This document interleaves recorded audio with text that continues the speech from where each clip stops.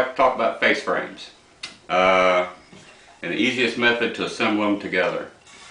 The easiest method I have found, and among the strongest, is pocket screws.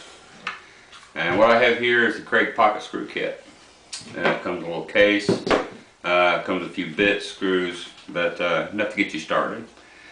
And what you do on this is you adjust for the thickness of your wood, but when it's set up, you'll notice that there's 3 holes. The 2 on the right, close together, are usually used for the face frames because of the width of the face frames is about 1.5 inches. So you'll line them up with this little mark right up in here and then drill it out. So let's show you how it works. You take your piece that you're going to cut or drill and stick it in, line it up on the mark, clamp it in or hold it tight. Don't adjust this too tight to where it will actually indent the wood. Usually on oak and cherry you don't have a problem. Now this kit came with a step drill bit. Okay, you'll see it right here where it steps down. Also has a stop. Now you adjust this for your stop. That way you get the exact depth every time. Depending on the wood that you're cutting, when you get one, you'll see how it is. Just slide it in and we'll drill it out.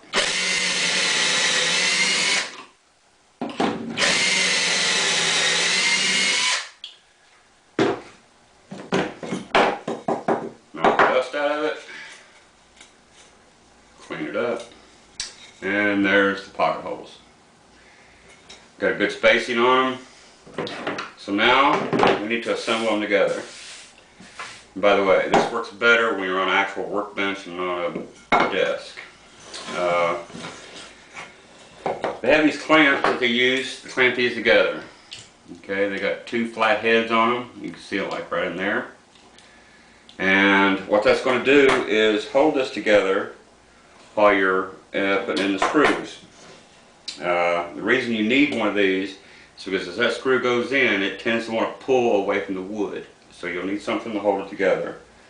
So you just reach in there, and if you get lined up, no, that ain't strong enough.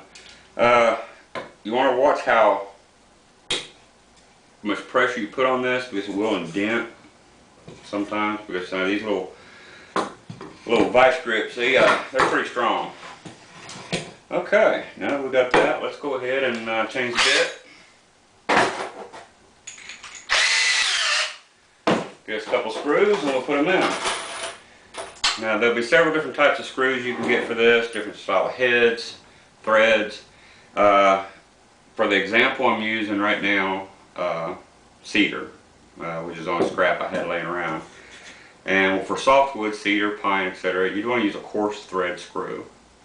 If you're using oak, cherry, walnut, anything like that, any of your harder woods, you would use a fine thread screw. Okay, so, but the instructions there will kind of tell you everything you need to do, and as you go, you'll pick it up.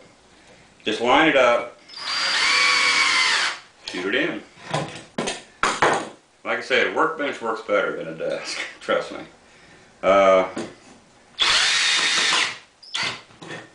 Now you'll notice the shaft on this is a little long, and it's a square head screw.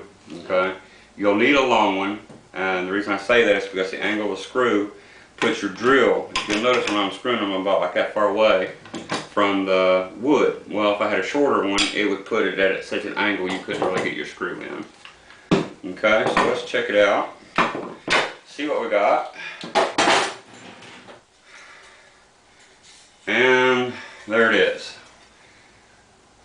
It made a good strong joint, and usually when you cut a good square cut on your miter saw or table saw, it's almost perfect right there.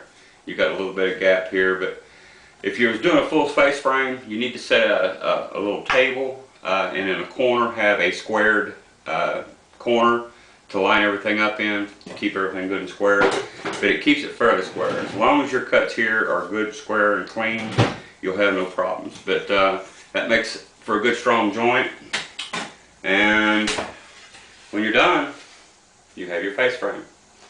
And that's about it. If you have any questions, email us at allenswoodworking.com, and we'll get back to you as soon as we can. Okay, thank you for watching.